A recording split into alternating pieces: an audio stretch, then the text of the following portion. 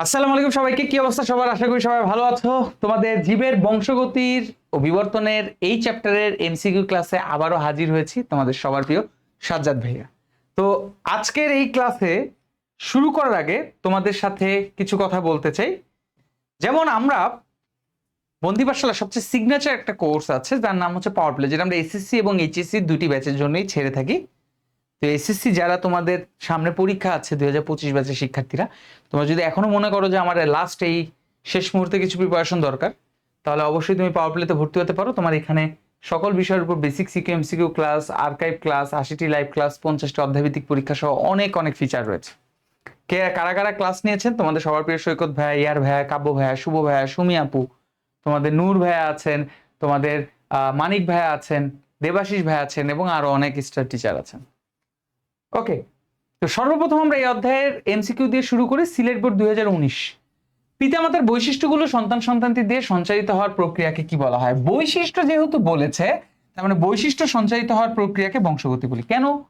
কারণ অনুলিপন কি? একটা ডিএনএ থেকে নতুন ডিএনএ তৈরির প্রক্রিয়াকে বলা হয় অনুলিপন। এখানে মূলত ডিএনএ তৈরি হচ্ছে। 2 নম্বর হচ্ছে জীব প্রযুক্তি, অর্থাৎ নিম্ন শ্রেণী কোনো উদ্ভিদ বা প্রাণী বা উচ্চ শ্রেণীর কোনো উন্নত উদ্ভিদ বা প্রাণীর একটা জিন অন্য নিম্ন শ্রেণীর কোনো উদ্ভিদ বা প্রাণীর মধ্যে প্রবেশ করিয়ে তাকেও উচ্চ শ্রেণীতে পরিণত করা। মানে সোজা বাংলা ভাষায় ধরো, একটা উচ্চ শ্রেণী একটা ভালো বৈশিষ্ট্যের একটা গাছের একটা বৈশিষ্ট্য নিলা, সেটা নিয়ে এমন একটা দুর্বল গাছের মধ্যে প্রবেশ করে দিলে এবং সেটাকে উন্নত করলা, সেটি জীব প্রযুক্তি। তোমাদের এখানে বংশ পরম্পরা বৈশিষ্ট্য সঞ্চালনের কথা বলছে। আর নিষেক কি? শুক্রাণুনির্মাণ ও মিলনকে বলা হয়। মানে বংশগতির ধারক ও বাহক আসলে জিন এবং বংশগতি প্রক্রিয়াই আসলে এটাকে বলা হয়ে থাকে। কেন এটা অ্যান্সার হলো সেটা সম্পর্কে বললাম। বংশগতির জনককে? এই যে বংশগতির জনক, এই প্রশ্নটা তোমরা ইন্টারমিডিয়েটে পাবা। সবসময় মনে রাখবে মেন্ডেল সাহেব তিনি বংশগতির জনক, কারণ তিনি 1834 খ্রিস্টাব্দে, ঠিক আছে, তিনি 34 প্রকার মটরশুঁটি নিয়ে, কত প্রকার মটরশুঁটি নিয়ে? 34 প্রকার মটরশুঁটি নিয়ে গবেষণা করেছিল। এবং এই মটরশুঁটি গবেষণা করে তিনি বেশ কিছু সূত্র আবিষ্কার করেছে এবং বংশগতিকে একটা নতুন পর্যায়ে নিয়ে এসেছে। বাকি বিজ্ঞানীগুলো যারা আছেন তারাও অন্যান্য কাজ করেছেন, বাট সেগুলো আপাতত আমরা আজকে আর আলোচনা করছি না। কোনটি বংশগতির ভৌত ভিত্তি? এখানে বলছে ক্রোমোজোম, সেন্ট্রোজোম, রাইবোজোম, লাইসোজোম। যেমন দেখো, লাইসোজোম মূলত জীবাণু ধ্বংস করে। কি করে? যত প্রকার জীবাণু আছে সেই জীবাণু ধ্বংস করা কাজ করে থাকে কে? সেটা হচ্ছে লাইসোজোম। আর রাইবোজোম হচ্ছে মূলত প্রোটিন তৈরি করে। কি তৈরি করে ভাইয়া? প্রোটিন, অর্থাৎ প্রোটিন জাতীয় খাবারগুলো তৈরি করে। সেন্ট্রোজোম হচ্ছে কোষ বিভাজনে সাহায্য করে থাকে, ঠিক আছে, কোষ বিভাজন। তাহলে বাকি থাকে কি? তার নাম হচ্ছে ক্রোমোজোম। কারণ ক্রোমোজোমের মধ্যে কি থাকে? ডিএনএ থাকে, আর ডিএনএর ভিতরে থাকে হচ্ছে জিন। আর এই জিন বংশগতির ধারক ও বাহক হিসাবে কাজ করে। কথা কি বুঝতে পেরেছো? তাই বংশগতির ধারক বা ভৌত ভিত্তি হচ্ছে ক্রোমোজোম। নেক্সট, কোনটি বংশগতির প্রধান উপাদান? Chromosome, centrosome, lysosome. তার মানে আগের প্রশ্নটাই একেবারে রিপিট করেছে, তার মানে এটার অ্যান্সারও কি হবে? ক্রোমোজোম হবে। আগের প্রশ্নটা যেটা ছিল সেই প্রশ্নটাই সেম টু সেম এখানে উল্লেখ করেছে। কোনটি মানুষের চোখের রং ও চামড়ার গঠন বৈশিষ্ট্য বহন করে থাকে? Ribosome, centrosome, chromosome, nucleus. আমরা আগেই বলেছি যত প্রকার বাহ্যিক বৈশিষ্ট্য আছে বিভিন্ন ধরনের, উচ্চতা, চুলের রং, গায়ের রং থেকে শুরু করে সবকিছু, এগুলো ডিএনএ নির্ধারণ করে, জিন নির্ধারণ করে। আর জিন বা ডিএনএ শুধুমাত্র ক্রোমোজোমের মধ্যেই পাওয়া যায়, বাকিগুলোর মধ্যে আমরা পাবো না। সেই কারণে আমরা এটার অ্যান্সার দিব ক্রোমোজোম বা ডিএনএ, ঠিক আছে। নেক্সট প্রশ্ন, মানুষের চোখের রং নিয়ন্ত্রণ করে কোনটি? যশোর বোর্ড 2023। সেম ভাবে মানুষের চোখের রং, গায়ের রং সবকিছু কে নিয়ন্ত্রণ করবে? ক্রোমোজোম নিয়ন্ত্রণ করবে। হ্যাঁ, তবে তুমি যদি এখানে বলতে যে ধরুন ভাইয়া এখানে ধরেন ক্রোমোজোম আছে, নিচে ডিএনএ আছে, তারপরে জিন আছে, তাহলে আমি তিনটার মধ্যে কোনটা আগে দাগানোর চেষ্টা করতাম? তাহলে তুমি আগে শুরু করতে জিন, তারপরে ডিএনএ। অর্থাৎ নর্মালি সিকোয়েন্সটা এরকম হয়। আমরা তো নর্মালি জানি হচ্ছে একটা কোষ, তাই না? কোষের ভিতরে তো অনেক কিছু থাকে, যেমন হচ্ছে নিউক্লিয়াস, তাই তো? নিউক্লিয়াস দেখতে পাওয়া যায়। নিউক্লিয়াসের ভিতরে তো অনেক কিছু থাকে, তার মধ্যে অন্যতম কি? ক্রোমোজোম, ঠিক আছে। আর এই ক্রোমোজোমকে ভাঙলে ডিএনএ পাবো, আর ডিএনএ কে ভাঙলে আমরা পাবো জীবের বংশগতির ধারক ও বাহক জিন। তার মানে এই জিন জীবের বৈশিষ্ট্য বহন করতে সাহায্য করে, এটা মাথায় রাখতে হবে। এবার আসলে ডিএনএ পূর্ণরূপ কি? ডি তে ডি অক্সি রাইবো, এন তে নিউক্লিক, এতে অ্যাসিড। তার মানে এই যে অ্যান্সারটা আছে B number, D oxy ribo nucleic acid, এটা ডিএনএ এর পূর্ণরূপ। আগেরটা কি বলছে? Double nucleic acid, no. ডেক্সো nucleic acid, no.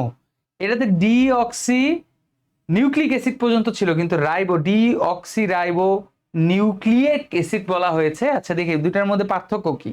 DEOXYRIBO, DEOXYRIBO, nucleic acid. আচ্ছা, দুইটার মধ্যে আসলে তেমন কোনো পার্থক্য নেই। যাই হোক, তোমার এখানে যেটা হবে আর কি সোজা বাংলা ভাষায়, তোমাকে এখানে যে কোনো একটার অপশনের মধ্যে, ধরো এটা তো সেমই তাই না, হয়তো বা টাইপিং মিস্টেকের ক্ষেত্রে, কিন্তু এখানে একটা ডিফারেন্ট ছিল, ঠিক আছে? এখানে কিন্তু এ বি আর ডি দুটাই অ্যান্সার ঠিক, কিন্তু তোমার এরকম দুইটা কখনো প্রশ্ন দিবে না, তোমাকে যে কোনো একটার অপশনের মধ্যে কোনো একটা বানান ভুল দিবে সোজা বাংলা ভাষা। ধরো এখানে DOXYRIBO দিল, তার মানে এইভাবে তোমাকে বানানটা দিয়ে দিতে পারে।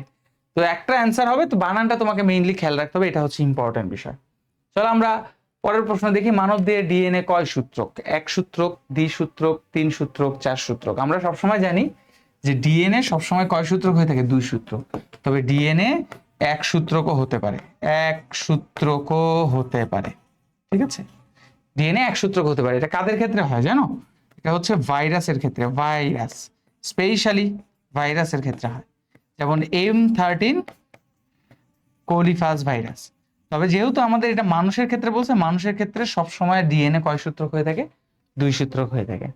ওকে, নেক্সট প্রশ্ন। ডিএনএ এর একটি নিউক্লিওটাইড বন্ধনীতে কতটি উপাদান থাকে? দেখো, প্রথমত আমরা যদি ডিএনএ এর উপাদানগুলো নিয়ে একটু কথা বলি, ডিএনএ এর উপাদান হচ্ছে 3টা। এক নম্বর হচ্ছে, ধরো বলা হয়ে থাকে নাইট্রোজেন বেস, অর্থাৎ নাইট্রোজেন বেজের মধ্যে 2 ভাগে ভাগ করা হয়। একটা হচ্ছে পিউরিন, ঠিক আছে, পিউরিন, আরেকটা হচ্ছে পাইরিমিডিন। আরেকটা কি ভাইয়া? আরেকটা হচ্ছে পাইরিমিডিন, ঠিক আছে? একটা হচ্ছে পিউরিন, আরেকটা হচ্ছে পাইরিমিডিন। এই যে পিউরিন এবং পাইরিমিডিন দেখতে পাচ্ছ, এই পিউরিনের মধ্যে থাকে হচ্ছে অ্যাডেনিন এবং গুয়ানিন, এজি। আর পাইরিমিডিনের মধ্যে থাকে হচ্ছে থায়ামিন এবং সাইটোসিন মানে সিটি। আর এটা গেল নাইট্রোজেন বেস। 2 নাম্বার যদি বলো, 2 নাম্বার হিসাবে কি থাকে? সেটা হচ্ছে পেন্টোজ সুগার। 2 নাম্বার কি ভাইয়া? 2 নাম্বার হচ্ছে পেন্টোজ সুগার, ঠিক আছে? এটা হচ্ছে 5 কার্বন বিশিষ্ট সুগার। আর 3 নাম্বার যদি বলো, সেটার নাম হচ্ছে ইনঅর্গানিক ফসফেট মানে পিআই। এখন এই যে 3টে উপাদান দেখতে পাচ্ছ, এই 3টে উপাদানের মধ্যে যদি আমি বলি যে ধরো nitrogen base plus pentose sugar, ঠিক আছে, পেন্টোজ সুগার, আমি পেন্টোজ লিখে রাখি, পেন্টোজ, এদেরকে একত্রে বলা হয়ে থাকে নিউক্লিওসাইড, ঠিক আছে? এদেরকে আমরা কি বলবো? এদেরকে আমরা বলবো হচ্ছে নিউক্লিওসাইড, মাথায় রাখবা। যদি বলা হয়ে থাকে, যদি কি বলা হয়ে থাকে, নাইট্রোজেন বেস এবং পেন্টোজ সুগার একত্রে যুক্ত হয়, তখন সেটাকে আমরা বলি নিউক্লিওসাইড। আর এই নিউক্লিওসাইডের সাথে যখন লাস্ট একটা উপাদান অর্থাৎ ইনঅর্গানিক ফসফেট যুক্ত হয়, তখনই আমরা এই দুটাকে উপাদানকে বলে থাকি নিউক্লিওটাইড। এটাকে আমরা কি বলি? এই দুটো উপাদানকে আমরা বলি হচ্ছে নিউক্লিওটাইড। এটা মাথায় রাখতে হবে। তার মানে এখন তোমার প্রশ্ন কি বলছে? তোমাকে বলছে যে নিউক্লিওটাইড বন্ধনীতে কতটি উপাদান থাকে? আমাদের জানি যে ডিএনএ এর উপাদানই হচ্ছে 3টা, nitrogen base, pentose sugar, phosphate. এর মধ্যে যদি নাইট্রোজেন বেস এবং পেন্টোজ সুগার যুক্ত হয়, তাদেরকে বলি নিউক্লিওসাইড। আর নিউক্লিওসাইডের সাথে ফসফেট যুক্ত হলে তাকে বলি নিউক্লিওটাইড। তার মানে আমরা বুঝতেই পারছি নিউক্লিওটাইডের উপাদান কয়টা? 3টা, ঠিক আছে? এই 3টে উপাদান নিয়ে নিউক্লিওটাইড বা ডিএনএ গঠিত হয়। নেক্সট, কত ধরনের উপাদান নিয়ে একটি নিউক্লিওটাইড গঠিত? সেম প্রশ্ন, একই প্রশ্ন, রাজশাহী বোর্ড 2023, অর্থাৎ 3টি উপাদান নিয়ে গঠিত হয়। নেক্সট প্রশ্ন, কোনটি ডিএনএ তে অনুপস্থিত? Adenine, guanine, cytosine, uracil. আমি তো একটু আগে বললাম যে আমাদের যে নাইট্রোজেন বেস আছে, এটা একটু ভালো করে দেখো, এটা থেকে বেশ প্রশ্ন আছে। এদেরকে আমরা 2 ভাগে ভাগ করে থাকি। একটা হচ্ছে পিউরিন, ভালো করে মনোযোগ দিয়ে শোনো, পিউরিন, যাদেরকে আমরা বলি অ্যাডেনিন এবং গুয়ানিন। আরেকটা হচ্ছে পাইরিমিডিন। আরেকটা কি ভাইয়া? এটা হচ্ছে পাইরিমিডিন, ঠিক আছে, পাইরিমিডিন, মাথায় রাখতে হবে। এটা হচ্ছে সিটিইউ, সাইটোসিন, থায়ামিন, ইউরাসিল। এখন তুমি যদি আমাকে ডিএনএ এর কথা জিজ্ঞেস করো, যে ডিএনএ এর মধ্যে মূলত অ্যাডেনিন থাকে, থায়ামিন থাকে, গুয়ানিন থাকে 3টা বন্ধন, সাইটোসিন থাকে, এইভাবে থাকে, ঠিক আছে? আর যদি তুমি আরএনএ এর কথা জিজ্ঞেস করো, আরএনএ, তাহলে আরএনএ এর ক্ষেত্রে অ্যাডেনিন থাকে, ইউরাসিল থাকে, গুয়ানিন থাকে, সাইটোসিন থাকে। তার মানে আমরা একটা জিনিস বুঝতে পারলাম যে ডিএনএ তে অ্যাডেনিন, গুয়ানিন, থায়ামিন, সাইটোসিন। আর আরএনএ এর ক্ষেত্রে adenine, guanine, uracil, cytosine, thymine অনুপস্থিত। তার মানে এখানে আমাকে বলছে ডিএনএ তে কোনটা অনুপস্থিত, আমরা খুঁজবো ইউরাসিল কোনটায়। এই যে ইউরাসিল, তার মানে ইউরাসিল অনুপস্থিত, ইউরাসিল এর মধ্যে উপস্থিত নেই, ডিএনএ এর মধ্যে থাকবে না। এটা আমাদের মাথার মধ্যে রাখতে হবে যে ইউরাসিল ডিএনএ এর মধ্যে পাওয়া যাবে না। ওকে, নিচের কোনটি purine? Chittagong board 2023, Dhaka board 2017, Rajshahi board Chittagong board 15-তে আসছিল। নিচের কোনটি পিউরিন? এই যে আমরা একটু আগে পড়লাম পিউরিন, পাইরিমিডিন। পিউরিন মানে হচ্ছে এজি, অর্থাৎ অ্যাডেনিন, গুয়ানিন। কিছুক্ষণ আগে আমরা তোমাদেরকে এটা দেখিয়েছি যে পিউরিন হচ্ছে অ্যাডেনিন গুয়ানিন, তার মানে ওটার অ্যান্সার হচ্ছে অ্যাডেনিন গুয়ানিন। ওকে, কোন দুটির মাঝখানে 3টি হাইড্রোজেন বন্ধন থাকে? আমরা একটু আগে দেখলাম না, অ্যাডেনিন আর থায়ামিনের মাঝখানে 2টা হাইড্রোজেন বন্ধন, আর গুয়ানিন এবং সাইটোসিনের মাঝখানে কয়টা?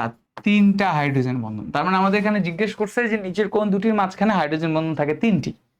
তাহলে গুয়ানিন এবং সাইটোসিন, দেখো এখন গুয়ানিন এবং সাইটোসিন কোথায় আছে? এই যে সাইটোসিন এবং গুয়ানিন, এই তিনটার মধ্যে, দুটির মধ্যে 3টা হাইড্রোজেন বন্ধন থাকে। পিউরিন আছে, সম্ভবত ডিউরিন হলো, ডিউরিন না পিউরিন, এখানে আসলে প্রশ্নটা ভুল লিখছে, সেটা হচ্ছে পিউরিন, ঠিক আছে, পিউরিন, পিউরিন হবে আসলে, যাই হোক টাইপিং মিস্টেক। পিউরিন হলো, পিউরিন কি? Nitrogen base, histone protein, phosphate ক্ষার, গ্লুকোজ। তার মানে এটা আমরা কি বলে থাকি? Nitrogen base. নাইট্রোজেন বেস হচ্ছে পিউরিন। ওকে, গুয়ানিন এবং নাইটোসিন না, এটা হচ্ছে সাইটোসিন, ঠিক আছে। গুয়ানিন এবং সাইটোসিনের মধ্যে, সাইটোসিন, গুয়ানিন এবং সাইটোসিনের মধ্যে হাইড্রোজেন বন্ধন কত থাকে? অর্থাৎ G3 বন্ধন C, মনে আছে? 3টা হাইড্রোজেন বন্ধন ছিল। তার মানে এই প্রশ্নগুলো দেখো, এই সিম্পল কিছু ডিএনএ প্রশ্নগুলো আমাদের পরীক্ষায় আসতেছে। ডিএনএ থেকে এমসিকিউ যেমন আসে, সিকিউ তেমন আসে। তোমরা যখন সিকিউ সলভ করবে দেখবে সিকিউ অনেক প্রশ্ন ডিএনএ থেকে চলে আসছে। কোনটি পিউরিন? সেম ভাবে কোনটি পিউরিন? AG, অর্থাৎ অ্যাডেনিন গুয়ানিন। অ্যাডেনিন যেহেতু এখানে আছে, তার মানে এটা হচ্ছে পিউরিন। বাকি যে 3টে দেখতে পাচ্ছ, সাইটোসিন, থায়ামিন, ইউরাসিল, এরা সবাই হচ্ছে পাইরিমিডিন। নেক্সট প্রশ্ন, ক্রোমোজোমের প্রধান, প্রধান লিখে ফেলেছে, এটা হচ্ছে প্রধান উপাদান। প্রধান উপাদান কোনটি? কুমিল্লা বোর্ড 2021। ক্রোমোজোমের প্রধান উপাদান, আমরা জানি যে ক্রোমোজোমের মধ্যে প্রথমত ক্রোমোজোমকে ভাঙলে আমরা পাবো হচ্ছে ডিএনএ। যদি বলতো ডিএনএ প্রধান উপাদান কি, তখন অ্যান্সার হতাম জিন। আরএনএ আসলে মূলত থাকে না। আর জিএমও কি? জিএমওর ফুল ফর্ম হচ্ছে জেনেটিক্যালি মডিফাইড অর্গানিজম। অর্থাৎ যখন আমরা কোনো উন্নত প্রাণীর একটা জিন একটা অনুন্নত প্রাণীর মধ্যে প্রবেশ করিয়ে তাকে উন্নত বানাই, তাকে কি মডিফাই করে ফেললাম না, তাকে উন্নত করে ফেললাম না, অনুন্নত থেকে উন্নত বৈশিষ্ট্য, তখন এটাকে আমরা বলি জেনেটিক্যালি তাদেরকে মডিফাই করেছে, এই জন্য এটাকে বলা হয় জিএমও। কোনটি নাইট্রোজেন বেস পাওয়া যায়? কোনটিতে নাইট্রোজেন বেস পাওয়া যায়? DNA locus, RNA locus, RNA জিন, ডিএনএ আরএনএ। নাইট্রোজেন বেজের কথা যেহেতু বলেছে, তাহলে এটা ডিএনএ এবং আরএনএ পাওয়া যায়। এই যে লোকাসের কথা বলতেছে, এটা কি জানো? ধরো এটা একটা ক্রোমোজোম, ঠিক আছে, এটা একটা ক্রোমোজোম। এই ক্রোমোজোমের মধ্যে এই দাগগুলো মনে করো এক একটা জিন, এই হলুদ অংশগুলো মনে করো এক একটা জিন। এখন এই জিন কিন্তু একটা নির্দিষ্ট জায়গায় অবস্থান করতেছে, তাই না? আমি যদি বক্স করে দিই, ধরো এই বক্সের মধ্যে অবস্থান করতেছে, ঠিক আছে। এই বক্সের মধ্যে মানে যেই জায়গায় জিনের অবস্থান, যেই জায়গায়, ঠিক আছে, যে জায়গায় জিনের অবস্থান, জিনের কার অবস্থান? জিনের অবস্থান, যে জায়গায় জিনের অবস্থান তাকে আমরা কি বলবো? তাকে লোকাস বলা হয়। লোকাস, তাকে আমরা কি বলি? লোকাস বলি। এটা মাথায় রাখতে হবে, যে জায়গায় জিনের অবস্থান করে তাকে আমরা বলে থাকি লোকাস। অর্থাৎ ক্রোমোজোমের সব জায়গায় জিন অবস্থান করে না, যে কিছু নির্দিষ্ট জায়গায় অবস্থান করে, সেই জায়গাগুলোকে আমরা লোকাস বলি। তাহলে আমরা মনে রাখবো যে আমাদের কি, যে ডিএনএ এবং আরএনএর মধ্যে নাইট্রোজেন বেস পাওয়া যায়, কিন্তু লোকাস, জিন, এগুলোর মধ্যে নাইট্রোজেন বেস পাওয়া যাবে না। নেক্সট প্রশ্ন, নিচের কোনটি পাইরিমিডিন? পাইরিমিডিনের ক্ষেত্রে আমরা জানি সিটিইউ, অর্থাৎ সাইটোসিন, থায়ামিন, ইউরাসিল। এখন দেখো সিটিইউ কোথায় আছে? এই যে টিসি, থায়ামিন সাইটোসিন। তার মানে না, হ্যাঁ থায়ামিন সাইটোসিন, সিটিইউ। তার মানে এটা হচ্ছে আমাদের right answer, cytosine, thymine. Next প্রশ্ন, নেক্সট প্রশ্ন বলছে ডিএনএ গঠনের পার্শ্ববর্তী দুটি নিউক্লিওটাইডের দূরত্ব কত? সেখানে একটা কাহিনী আছে। কাহিনীটা হচ্ছে, দেখো মনে করো এটা একটা ডিএনএ, হ্যাঁ, সাপোজ এটা একটা ডিএনএ। ডিএনএর এক প্রান্ত হচ্ছে 3 প্রাইম থেকে শুরু হলে আরেক প্রান্ত শেষ হয় 5 প্রাইম, আরেক প্রান্ত 5 প্রাইমে শেষ হলে আরেক প্রান্ত শেষ হয় হচ্ছে 3 প্রাইম। যাই হোক, এটা তো অন্য বিষয়। তো এখানে এই যে অ্যাডেনিন, তারপরে হচ্ছে তোমার বলা যেতে পারে কি থায়ামিন, গুয়ানিন, সাইটোসিন, এই যে অংশগুলো আছে, হ্যাঁ, এই একটা প্যাচের মধ্যে, এটা তো 2টা হাইড্রোজেন বন্ধন, এটা হচ্ছে 3টা হাইড্রোজেন বন্ধন। তো ধরো আমি যদি একটা প্যাচ চিন্তা করি, ধরো এখান থেকে এটা পর্যন্ত হচ্ছে একটা প্যাচ, এটাকে আমরা কি বলি? একটি প্যাচ। এই একটা প্যাচ নিয়ে আমরা আসলে সবকিছু আলোচনা করি। এই একটা প্যাচের যদি দৈর্ঘ্যের কথা জিজ্ঞেস করো, দৈর্ঘ্য, প্যাচের দৈর্ঘ্য মানে পুরোটার দৈর্ঘ্য, এই পুরোটার যদি দৈর্ঘ্যের কথা জিজ্ঞেস করো, তাহলে মান হচ্ছে 34 আর্মস্ট্রং। দেখো এখান থেকে কিভাবে ম্যাথমেটিক্যালি বাইর করি, যেহেতু এটাকে আমরা একটা প্যাচ হিসাবে চিন্তা করছি। এই একটা প্যাচে এখন যদি মোট nitrogen base base pair, base কি পেয়ার, পেয়ার মানে হচ্ছে জোড়া, অর্থাৎ এই যে এটি এটা একটা নাইট্রোজেন বেস পেয়ার, জিসি এটা একটা নাইট্রোজেন বেস পেয়ার, এরকম একটা প্যাচে মোট নাইট্রোজেন বেস পেয়ার থাকে হচ্ছে 10 জোড়া এবং প্রত্যেকে তারা সমান দূরত্ব অবস্থান করে, প্রত্যেকেই তারা সমান দূরত্ব অবস্থান করে। অর্থাৎ এটি থেকে জিসি, জিসির পরে মনে করো এখানে আছে মনে করো সিজি, কথার কথা, তাহলে জিসি থেকে সিজি, তারপরে মনে করো এখানে আছে হচ্ছে আবার মনে করো টি এ, সাপোজ টি এ, ধরো এর মধ্যে আমি যদি উদাহরণ দিই, এটি থেকে জিসি যতটুক দূরত্ব, এই যে মাঝখানে যতটুক দূরত্ব, জিসি থেকে সিজিও মনে করো সেম ততটুক দূরত্ব, মানে এরা প্রত্যেকে সমান দূরত্ব অবস্থান করে। এরকম সমান দূরত্ব অবস্থান করতে করতে একটা প্যাচে মোট নাইট্রোজেন বেস থাকে হচ্ছে 10 জোড়া, আর এই পুরা প্যাচের দৈর্ঘ্য হচ্ছে 34 আর্মস্ট্রং। তাহলে যদি তারা সমান দূরত্ব অবস্থান করেই থাকে, তাহলে একটা নাইট্রোজেন বেস থেকে অপর নাইট্রোজেন বেজের মধ্যবর্তী দূরত্ব হচ্ছে 34/10 অর্থাৎ 3.4 আর্মস্ট্রং। তার মানে এখানে একটা প্রশ্ন এটাই বলেছে, ডিএনএ গঠনে পার্শ্ববর্তী মানে এই উপর এবং নিচের দুটি নিউক্লিওটাইডের মধ্যবর্তী দূরত্ব কত। যেহেতু একটা প্যাচে 10টা নাইট্রোজেন বেস থাকে এবং তারা প্রত্যেকে সমান দূরত্ব অতিক্রম করে এবং পুরা প্যাচের দৈর্ঘ্য হচ্ছে 34 আর্মস্ট্রং, তাহলে ভাগ দিয়ে দাও, 10/34 মানে 3.4 আর্মস্ট্রং, অর্থাৎ 3.4 আর্মস্ট্রং, বা এটাকে আমরা বলতে পারি 0.34 ন্যানোমিটার। ঠিক আছে, আর ব্যাসের কথা যদি জিজ্ঞেস করো, এই ব্যাস কিন্তু মনে রেখো 20 আর্মস্ট্রং বা 2 ন্যানোমিটার, এটা মাথার মধ্যে রাখতে হবে। 20 আর্মস্ট্রং বা 2 ন্যানোমিটার, এটা হচ্ছে একটা ডিএনএর ব্যাস হয়ে থাকে। সো এই হচ্ছে আমাদের ম্যাথমেটিক্যাল মানগুলো, এগুলো আমাদের একটু মাথার মধ্যে রাখতে হবে।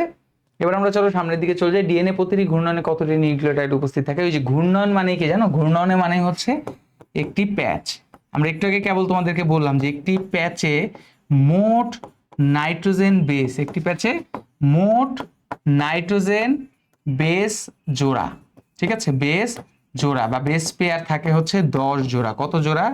10 জোড়া, এটা মাথার মধ্যে রাখতে হবে। তার মানে এখানে অ্যান্সার হবে কি ডি, 10 জোড়া নাইট্রোজেন বেস পেয়ার দেখতে পাওয়া যায়।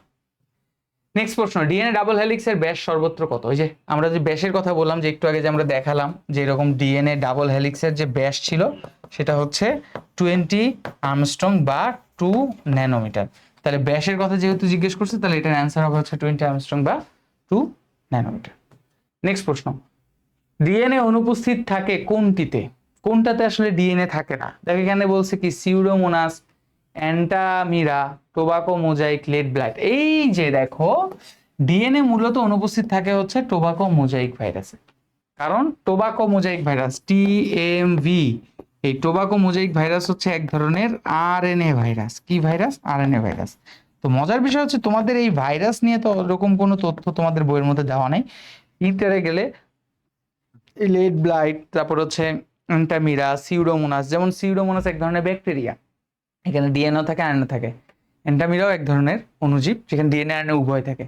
লেড ব্লাইট ভাইরাস ব্যাকটেরিয়ার নাম, এখানে ডিএনএ আরএনএ উভয় থাকে। টোবাকো মোজাইক ভাইরাস এক ধরনের ভাইরাস, ভাইরাসে শুধুমাত্র হয় ডিএনএ অথবা আরএনএ থাকবে, মানে ব্যাকটেরিয়াগুলোতে ডিএনএ আরএনএ সম্পূর্ণ দুটোই থাকতে পারে, কিন্তু ভাইরাসে হয়তোবা শুধু ডিএনএ অথবা শুধু আরএনএ, যে কোনো একটা উপস্থিত থাকবে, যে কোনো একটা।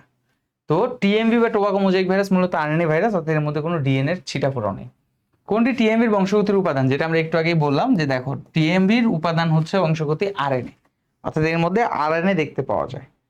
নেক্সট প্রশ্ন, কোনগুলো ডিএনএ আরএনএ উভয়তেই উপস্থিত? Adenine, thymine. ডিএনএ এবং আরএনএ উভয়তেই নাইট্রোজেন বেস কোনগুলো উপস্থিত হতে পারে? যেমন ডিএনএ এবং আরএনএ অ্যাডেনিন কমন থাকতে পারে, তারপরে গুয়ানিন কমন থাকতে পারে, সাইটোসিন কমন থাকতে পারে। কারণ একমাত্র ডিএনএ তে থায়ামিন থাকে আর আরএনএ তে হচ্ছে থায়ামিনের পরিবর্তে ইউরাসিল থাকে, বাট এই তিনটা হচ্ছে কমন। অ্যাডেনিন, গুয়ানিন, সাইটোসিন এই ডিএনএ এবং আরএনএ উভয়ের মধ্যেই থাকে। আমরা দেখি অ্যাডেনিন থায়ামিন ডিএনএ থাকে, নো। সাইটোসিন থায়ামিন ডিএনএ তে থাকে, নো। গুয়ানিন ইউরাসিল আরএনএ থাকে, নো। তাহলে সাইটোসিন গুয়ানিন, এই যে সিজি অর্থাৎ সিজি বা জিসি, সাইটোসিন গুয়ানিন এরা ডিএনএ তেও থাকবে আরএনএ তেও থাকবে, কমন।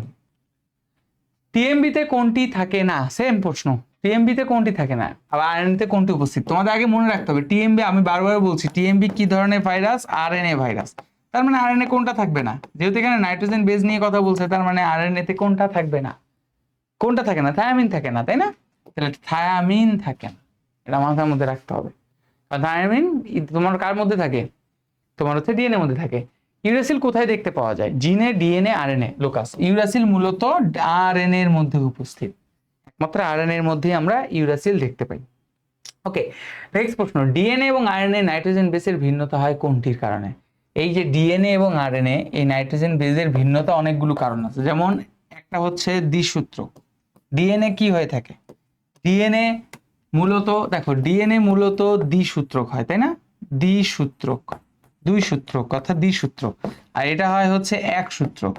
তো এটা দিয়ে কি পার্থক্য আছে? নাই। এখানে আছে কি কি? এখানে আছে হচ্ছে নাইট্রোজেন বেস নিয়ে। ডিএনএ এর মধ্যে থাকে adenine, guanine, cytosine, thymine. RNA এর মধ্যেও থাকে অ্যাডেনিন, গুয়ানিন, সাইটোসিন, কিন্তু থায়ামিনের পরিবর্তে ইউরাসিল। অর্থাৎ এই যে দেখো, ডিএনএ তে থায়ামিন, আরএনএ তে ইউরাসিল, এই দুইজনেরই পার্থক্য তৈরি হয়। এই দুইজনই ডিএনএ আরএনএ কে পার্থক্য তৈরি করে দেয়। তাহলে আমাদের এখানে থায়ামিন আছে, সাইটোসিন আছে, অ্যাডেনিন, গুয়ানিন। তার মানে এই যে এই জিনিসগুলো, এটা হচ্ছে কমন। ঠিক আছে, এটা কি? এটা হচ্ছে কমন। ডিএনএ এবং আরএনএ উভয়ের মধ্যে কমন। একমাত্র থায়ামিন ডিএনএ তে থাকবে আর আরএনএ থাকবে হচ্ছে ইউরাসিল। দুটো জিনিস পার্থক্য তৈরি করে। ডিএনএ তে কোন নাইট্রোজেন বেস অনুপস্থিত? আবার সেম টু সেম ইউরাসিল। দেখো, এইটা থেকে যে পরিমাণ প্রশ্ন আমার মনে হয় আসলো, ডিএনএ তে কোন নাইট্রোজেন বেস দিয়ে সবচেয়ে বেশি প্রশ্ন আসছে। নাইট্রোজেন বেস কোথায় উপস্থিত, কোথায় অনুপস্থিত, কোথায় উপস্থিত, কোথায় অনুপস্থিত, এগুলো দিয়ে।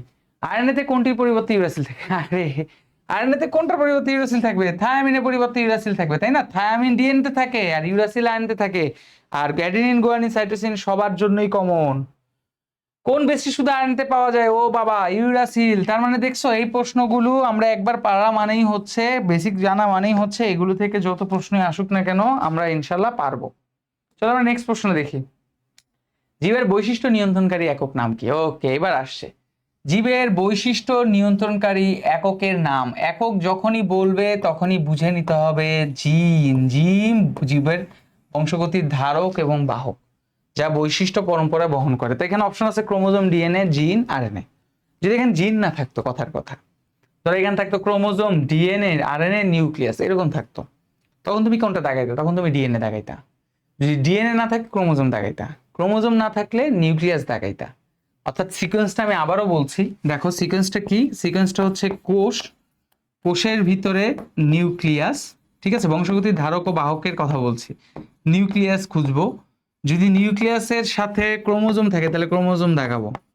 ক্রোমোজোমের সাথে যদি, একটা কথা মাথায় রাখবা, ক্রোমোজোমের সাথে যদি ডিএনএ থাকে তাহলে ডিএনএ দেখাবো, আর ডিএনএ এর সাথে যদি জিন থাকে তাহলে সবার শেষে জিন দেখাবো।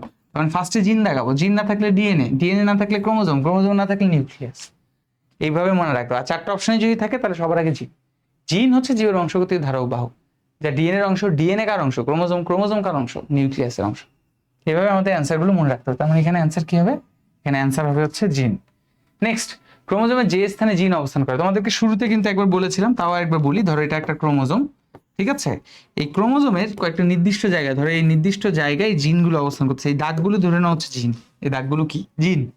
এই যে নির্দিষ্ট জায়গায় জিনগুলো অবস্থান করে, এই জায়গার নামই, অর্থাৎ যে নির্দিষ্ট জায়গায়, ঠিক আছে, নির্দিষ্ট জায়গায়, জায়গায় জিনের অবস্থান। কার অবস্থান ভাইয়া?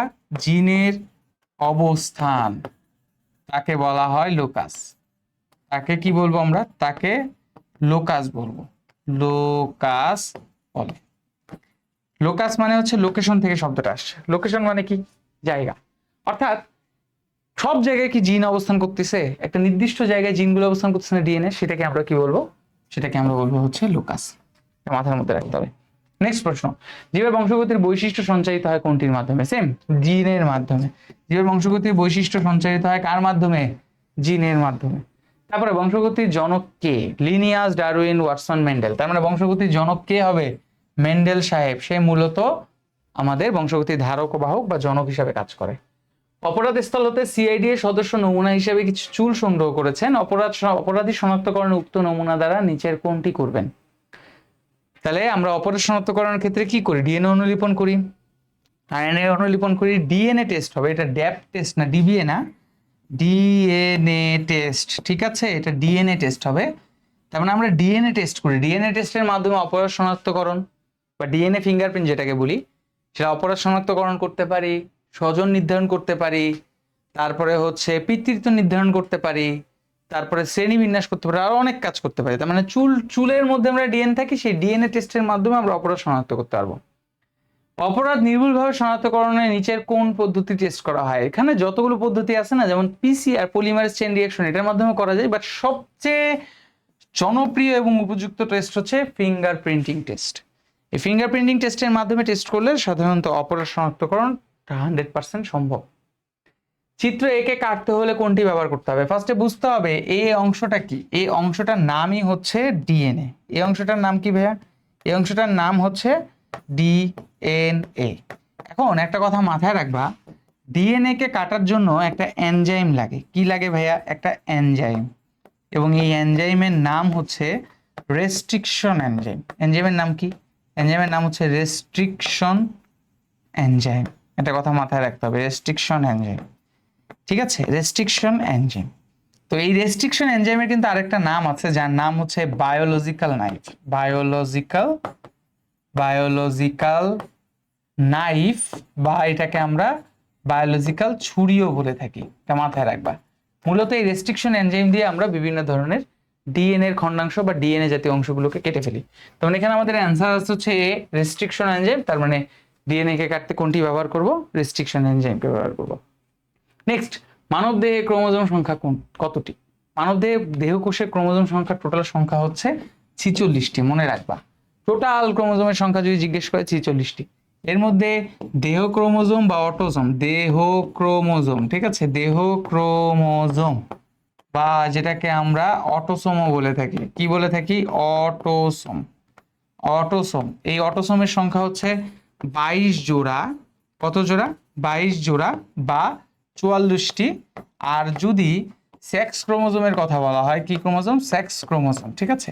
সেক্স ক্রোমোজোমের কথা যদি বলা হয়ে থাকে, তাহলে সেক্স ক্রোমোজোমের সংখ্যা হচ্ছে 1 জোড়া বা 2টি। 1 জোড়া বা এটাকে আমরা বলে থাকি 2টি।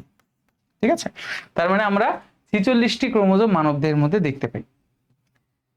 মানবদের অটোজোমের সংখ্যা দেখছি একটু আগে, যেটা বললাম অটোজোম ক্রোমোজোমের সংখ্যা। তাহলে এখানে যদি 22 জোড়া থাকতো মনে করো, তাহলে এটাই আমাদের অ্যান্সার হয়ে যেত, কিন্তু এখানে তো জোড়া নাই, তাই না? তার মানে আমাদের অ্যান্সার খুঁজতে হবে 44। 22 দেখলেই খালি 22 দাগানো যাবে না, তার পাশে অবশ্যই জোড়া শব্দটা পেতে হবে। যদি না পাও তাহলে ওটা দাগাবো না। তাহলে 22-এর দ্বিগুণ করলে কত হয়? 44। মানব জনন কোষের ক্রোমোজোম সংখ্যা কতটি? মানব জনন কোষের ক্রোমোজোম সংখ্যা কতটি? মূলত ক্রোমোজোম সংখ্যা হচ্ছে মানব জনন কোষের ক্ষেত্রে 23টি, কারণ 23টি পিতৃ জনন কোষ এবং 23টি মাতৃ জনন কোষ থেকে 46টি ক্রোমোজোম এসে একটা মানুষের জনন তৈরি হয়, তাই না? কন্যা সন্তান জন্ম দেওয়ার জন্য মূলত দায়ী কে? দেখো, আমরা যদি একটা হিসেব করি, যেমন পিতার সেক্স ক্রোমোজোমের কথা যদি বলি, তোমরা সবসময় মনে রাখবে এই চিহ্নটা হচ্ছে পিতা বোঝায়, তাও আমি বাংলায় লিখে দিলাম পিতা। পিতার সেক্স ক্রোমোজোম হচ্ছে এক্স এবং ওয়াই, কারণ ছেলেদের সেক্স ক্রোমোজোম সবসময় এরকম হয়। আর মেয়ের চিহ্ন হচ্ছে এরকম, এই যে এরকম, এটা দিয়ে মেয়ে বোঝায় বা মা বোঝায়, ঠিক আছে, মা। মেয়ে জাতি বোঝাতে এরকম চিহ্নটা ব্যবহার করা হয়, মা। মায়ের সেক্স ক্রোমোজোম হচ্ছে এক্স এবং এক্স। এখন তুমি যদি এদের মধ্যে ক্রস করো, দেখো ক্রস করো, তাহলে এক্স এক্স, তারপরে মনে করো এক্স এক্স, তারপরে মনে করো এক্স ওয়াই, তারপরে মনে করো এক্স ওয়াই। তাহলে একটা জিনিস খেয়াল করো, তুমি বলবা যে সামনের প্রথম দুইটা হচ্ছে মেয়ে, পরের দুইটা হচ্ছে ছেলে, তাই তো? কারণ এখানে এক্স ওয়াই হচ্ছে সবসময় ছেলেদের ক্রোমোজোম। এখন তুমি একটা জিনিস খেয়াল করে দেখো তো, এই ওয়াই ক্রোমোজোমটা, এই যে ওয়াই ক্রোমোজোম, এই ওয়াই ক্রোমোজোমটা কোথা থেকে আসছে? কার কাছ থেকে আসছে? পিতার কাছ থেকে আসছে না? তাহলে পিতার কাছ থেকে যেহেতু ওয়াই ক্রোমোজোম এসেছে, তার মানে বুঝতেই হবে কন্যা সন্তান হওয়া বা জন্মের জন্য মূলত কে দায়ী? বুঝছো? কন্যা সন্তান না, এখানে আসলে কন্যা সন্তান হবে না, এখানে আসলে কি হবে? পুত্র সন্তান। কন্যা সন্তান হওয়ার জন্য আসলে মূলত দুইজনই দায়ী, কারণ দুইজনের কাছ থেকে এক্স ক্রোমোজোম আসে। আর যদি বলা হয় পুত্র সন্তানের জন্য, পুত্র মানে ছেলে, একটা ছেলে সন্তানের জন্য মেইনলি দায়ী কে? মেইনলি দায়ী হচ্ছে পিতা। পিতার মধ্যে যদি এই ওয়াই ক্রোমোজোম না থাকে কোনো কারণবশত, বা কোনোভাবে যদি প্রজনন না হয়, বা তোমার হচ্ছে জিনগত যে বংশগতির যে সূত্রের যে মিলনটা, এটা যদি না হয়, তাহলে সেখানে ছেলে হবে না, সবসময় মেয়ে সন্তান জন্মগ্রহণ করবে। তো কন্যা সন্তানের জন্য পিতা মাতা উভয় দেয়, কারণ পিতা থেকে একটা এক্স, মাতা থেকে একটা এক্স ক্রোমোজোম আসছে। কিন্তু স্পেশালি ছেলে সন্তান হওয়ার জন্য ওয়াই ক্রোমোজোম দরকার, যেটা শুধুমাত্র পিতার মধ্যেই থাকবে। তার মানে পুত্র সন্তান হওয়ার জন্য পিতা দেয়। সুস্থ বাবা এবং বাহক মা সন্তানের মধ্যে কত ভাগ সন্তান বর্ণান্ধ হবে। এটা খুবই সুন্দর একটা মানে ম্যাথমেটিক্যাল টাইপের। দেখো ছেলের কথা যদি বলে, ছেলের কথা বলেছে সুস্থ বাবা, ঠিক আছে, সুস্থ। তোমাদের আগে একটা কথা মনে রাখবা, এখানে একটা জিনিস বলি, এটা সবসময় কাজে লাগবে, এখন না, ইন্টারেও কাজে লাগবে। স্বাভাবিক ছেলে, ঠিক আছে, যারা স্বাভাবিক ছেলে আছে তাদের সেক্স ক্রোমোজোম হচ্ছে এক্স ওয়াই, তাদের মধ্যে কোনো ঝামেলা নেই। যারা স্বাভাবিক মেয়ে আছে অর্থাৎ বর্ণান্ধ রোগে আক্রান্ত না, তাদের ক্রোমোজোম হচ্ছে এক্স এক্স। বর্ণান্ধ কি? মূলত সে লাল এবং সবুজ রংটাকে চিহ্নিত করতে পারে না, কোনটা লাল রং কোনটা সবুজ রং সে সেটা বুঝতে পারে না। স্বাভাবিক ছেলে সেক্স ক্রোমোজোম হচ্ছে এক্স ওয়াই, স্বাভাবিক মেয়ে সেক্স ক্রোমোজোম হচ্ছে এক্স এক্স। এবার হচ্ছে আক্রান্ত ছেলে, আক্রান্ত ছেলে মানে যে বর্ণান্ধ রোগে আক্রান্ত, সেই আক্রান্ত ছেলে সেক্স ক্রোমোজোম হচ্ছে এক্সি ওয়াই, অর্থাৎ এক্স এর উপরে একটা সি, যেমন আমরা লিখি না ম্যাথের ক্ষেত্রে এক্স স্কোয়ার ওয়াই স্কোয়ার মানে সূচক দেই, সেই সূচকের মতো একটা ছোট্ট সি দিব, দিয়ে বুঝাবো যে হ্যাঁ এটাই হচ্ছে সেই কালপিট জিন যার কারণে বর্ণান্ধ রোগে আক্রান্ত হয়েছে। আক্রান্ত মেয়ের কথা যদি জিজ্ঞেস করো, তাহলে আক্রান্ত মেয়ের সেক্স ক্রোমোজোম হচ্ছে দুইটা এক্স ক্রোমোজোমেই আক্রান্ত, অর্থাৎ লাল সবুজ বর্ণান্ধ রোগের যে জিনটা দ্বারা আক্রান্ত হয়, সেই দুই লাল সবুজ বর্ণান্ধ রোগের জিনটা দ্বারা দুইটা এক্স ক্রোমোজোমই আক্রান্ত। মেয়েদের মধ্যে আরেকটা জিনিস হতে পারে, সেটা হচ্ছে বাহক মেয়ে। মেয়েদের মধ্যে আরেকটা জিনিস কি হয়? বাহক মেয়ে। সেই বাহক মেয়ে সেক্স ক্রোমোজোম হচ্ছে এক্সি এক্স, অর্থাৎ একটা এক্স ক্রোমোজোমের উপর সাধারণত কি থাকে? তোমার ঝামেলা থাকে। এখন দেখো সুস্থ বাবা আর হচ্ছে কি বলছে, কার মধ্যে? বাহক মা, তাই না? মাটা হচ্ছে বাহক, তাহলে বাহক মা, এদের মধ্যে তাদের পরবর্তী সন্তানের মধ্যে কত শতকরা বর্ণান্ধ হবে? তাহলে সুস্থ বাবা সেক্স ক্রোমোজোম হচ্ছে এক্স ওয়াই, কারণ আমরা জানি যে সুস্থ স্বাভাবিক ছেলে সেক্স ক্রোমোজোম হচ্ছে এক্স ওয়াই। আর বাহকের ক্ষেত্রে দেখো, বাহক মেয়ের সেক্স ক্রোমোজোম হচ্ছে এক্সি এক্স। এখন এদের মধ্যে আমরা ক্রস করব, ক্রস করার নিয়ম তো তোমরা সবাই জানো, তো সেই হিসেবে আমরা ক্রস করছি। ক্রস করে দেখতে চাই যে আমাদের কত পার্সেন্ট ছেলে বা মেয়ে আসলে বর্ণান্ধ রোগে আক্রান্ত হয়। তো দেখো বর্ণান্ধ রোগের কথা যেহেতু বলছে, এখানে টোটাল 4টা সন্তান জন্মগ্রহণ করছে, 2টা মেয়ে 2টা ছেলে। সবাইকে আমি 25% করে দেবো। কত পার্সেন্ট? 25%, শতকরা 25% করে দিলাম, ঠিক আছে, 25%, 25%। তাহলে এই যে 25% দিলাম, এখন আমরা চলো হিসাব করি। দেখো এটা হচ্ছে বাহক মেয়ে, তাই না? তখন আমরা যদি বাহক মেয়ের কথা বলি, বাহক মেয়ে, বাহক মেয়ের পার্সেন্টেজ হচ্ছে, এখানে কয়টা বাহক মেয়ে আছে? একটা, তার মানে বাহক মেয়ে হচ্ছে 25%। তারপরে দেখো বর্ণান্ধ কোনো ছেলে মেয়ে আছে কিনা? আছে, বর্ণান্ধ একটা ছেলে এবং একটা মেয়ে আছে, মানে একটা ছেলে আছে। তাহলে বর্ণান্ধ, বর্ণান্ধ ছেলে আছে, ছেলে হচ্ছে একটা, তার কারণে এটা আমরা দিলাম 25%। তাহলে এইটা শেষ, এইটাও শেষ। এখন বাকি থাকে স্বাভাবিক ছেলে স্বাভাবিক মেয়ে। তাহলে স্বাভাবিক ছেলে মেয়ে দুইটা আছে, তাই না? একটা স্বাভাবিক ছেলে একটা স্বাভাবিক মেয়ে, দুইটা যোগ করলে কত হয়? 50%। তাহলে স্বাভাবিক ছেলে ও মেয়ে এদের শতকরা পার্সেন্টেজ কত হবে? 25 যোগ 25 অর্থাৎ 50%। এখন আসো, পার্সেন্টেজ হিসাবটা বুঝছো? তুমি প্রত্যেককেই 25 করে দিবা। হ্যাঁ, এখন তুমি বলতে ভাই বাহক মেয়ে দুইটা আছে, তাহলে 25 যোগ 25 50% মেয়ে। যদি বলতে ভাই এখানে যেমন আক্রান্ত ছেলে একটা, আবার ধরেন আক্রান্ত মেয়েও একটা, তাহলে 25 যোগ 25 50% আক্রান্ত ছেলে মেয়ে। তার মানে যদি বৈশিষ্ট্য মিলে যায় সেই পার্সেন্টেজটা যোগ করবে এবং প্রত্যেককে সবসময় 25% করে দিবা। তাহলে এই যে দেখো, আর এই জিনিসটা সবসময় মাথার মধ্যে রাখবা। তাহলে এটা শুধু বর্ণান্ধ না, স্বাভাবিক ধরো হিমোফিলিয়া থেকেও যদি এই প্রশ্নটা করতো তাহলে একই কথাই প্রযোজ্য ছিল। প্রশ্ন বলছে সুস্থ বাবা এবং বাহক মা সন্তানের মধ্যে কত শতকরা কত ভাগ বর্ণান্ধ হবে, তার মানে অ্যান্সার হবে হচ্ছে 25% বর্ণান্ধ, কারণ একটা ছেলেই বর্ণান্ধ হয়েছে, যার কারণে আমরা তাকে 25% দিয়েছিলাম, তাহলে 25% বর্ণান্ধ। চলো, মানুষের বর্ণান্ধতার জিনটির অবস্থান কোথায় হয়, মানে কোন জায়গায় আসলে মানুষের বর্ণান্ধ রোগের আক্রান্ত বা জিনটা অবস্থান করে থাকে? আমরা সবাই জানি বর্ণান্ধ যেহেতু রোগটা, এটা মূলত কার মাধ্যমে? সেক্স ক্রোমোজোমের মাধ্যমে হয়, তাহলে এটা সেক্স ক্রোমোজোমের মধ্যেই উপস্থিত থাকে, ঠিক আছে। বর্ণান্ধ রোগের জিনের অবস্থান কোথায়? আবার সেম প্রশ্নটাই বলছে যে বর্ণান্ধ রোগের জিনের অবস্থান কোথায় হবে? সেক্স ক্রোমোজোমের মাধ্যমে হবে। তারপরে আসো, কোন রঙের বর্ণান্ধকে সার্বজনীন বর্ণান্ধ বলা হয়? লাল সবুজ বর্ণান্ধ, মূলত মনে রাখবা লাল সবুজ বর্ণান্ধকে ইউনিভার্সাল বা সার্বজনীন বর্ণান্ধ বলা হয়। নিচের কোনটি বংশগতি ব্যাধি? AIDS, hepatitis, thalassemia, jaundice. দেখো এইডস মূলত, এইডস মূলত এইচআইভি ভাইরাস দ্বারা হয়, এটা কোনো বংশগতি রোগ না। তবে হ্যাঁ, যদি কেউ এইচআইভি রোগে এইচআইভি ভাইরাস দ্বারা আক্রান্ত হয়, তার সাথে যৌন মিলন করে, সেটা আলাদা হিসাব, সেটা বংশগতির কেস না। হ্যাপাটাইটিস সাধারণত হ্যাপাটাইটিস বি ভাইরাস দ্বারা হয়, ঠিক আছে, আরো অনেক ভাইরাস দ্বারা হয়, হ্যাপাটাইটিস বি হচ্ছে সবচেয়ে কমন, সবচেয়ে কমন কোনটা? Hepatitis B virus. আর জন্ডিসটাও হচ্ছে এই হ্যাপাটাইটিস বি ভাইরাস দ্বারাই হয়ে থাকে। এটা হচ্ছে আসলে লক্ষণ, ওই যে চোখ হলুদ হয়ে যাওয়া, মূত্র রং হলুদ হয়ে যাওয়া, এটা হচ্ছে জন্ডিসের লক্ষণ। একমাত্র থ্যালাসেমিয়া যেটা হচ্ছে বংশগতির রোগ, এটার মাধ্যমে বংশগতির ধারক ও বাহক হিসাবে কাজ করে। এবার আসো নেক্সট প্রশ্ন, থ্যালাসেমিয়া আক্রান্ত শিশু কোন ধরনের সমস্যায় ভোগে? অর্থাৎ একটা শিশুর থ্যালাসেমিয়া আক্রান্ত হয়েছে। থ্যালাসেমিয়া মূলত আরবিসি কে আক্রমণ করে। কাকে আক্রমণ করে? আরবিসি। আর আরবিসি কে আক্রমণ করা মানেই হচ্ছে রক্ত শূন্যতা, অ্যানিমিয়া। মা থ্যালাসেমিয়া বাহক কিন্তু বাবা সুস্থ, বাহক নয়। এরূপ ক্ষেত্রে তাদের সন্তানের শতকরা কত ভাগ থ্যালাসেমিয়া বাহক হবে? তার মানে দেখো, ছেলে যেহেতু সুস্থ, তাহলে ধরো এটা হচ্ছে সুস্থ, তাই না? বাবা হচ্ছে সুস্থ, এটা মাথার মধ্যে রাখতে হবে। তো সুস্থ বাবার ক্ষেত্রে, থ্যালাসেমিয়ার ক্ষেত্রে আমরা যদি মনে করো দুটো ক্যাপিটাল আর দিই, এই দুটা দ্বারা আমরা বুঝতে হচ্ছে সুস্থ। আর মা যেটা, সে হচ্ছে বাহক। বাহকের ক্ষেত্রে তার একটা জিন সুস্থ, একটা জিন মনে করো সেই বাহক বা অসুস্থ। এখন ধরো আমরা সবসময় মনে রাখবো যে দুটো ক্যাপিটাল আর থাকা মানে মনে করো সুস্থ। এখন আমি তাদের মধ্যে ক্রস করি, বাবা যেহেতু সুস্থ, বাহক না, আর মা তো বাহক জিনের, তো তাদের মধ্যে আমরা যখন ক্রস করব, ক্রস করে দেখি সন্তানদের মধ্যে সুস্থ সন্তান প্রথমে জন্মগ্রহণ করলো, বাহক সন্তান আবার একটা জন্মগ্রহণ করলো, আবার একটা সুস্থ সন্তান জন্মগ্রহণ করলো, আবার একটা বাহক। তার মানে সুস্থ সন্তান 50% জন্মগ্রহণ করতেছে, যে দুটো ক্যাপিটাল আর থাকা মানে বলছি সুস্থ, আর একটা ক্যাপিটাল আর একটা স্মল আর হচ্ছে বাহক। আর যদি দুটাই স্মল আর ধরে নেব সে হচ্ছে আক্রান্ত। এখানে তো কোনো দুটো স্মল আর নাই, তার মানে এইটা, এইটা এবং এইটা, এই দুটা হচ্ছে বাহক। বাহক হচ্ছে দুইজন। তাহলে আমরা দুইজন যেহেতু আমরা জানি যে সবাইকে 25% আগের নিয়ম অনুযায়ী, আগের নিয়ম অনুযায়ী একে 25, একে 25, একে 25, একে 25, এভাবে 25 করে 100%। তাহলে এইটা আর এইটা যোগ করলে তো 50 হয়, আর বাহকের এই দুটো যোগ করলে তো 50 হয়, তার মানে 50% বাহক। তার মানে একটা সুস্থ বাবার সাথে একটা বাহক থ্যালাসেমিয়ার মায়ের বিয়ে দেওয়া হলে তাদের 25%, 50% সুস্থ সন্তান এবং 50% বাহক সন্তান জন্মগ্রহণ করবে। এই হচ্ছে আমাদের আজকের এমসিকিউ।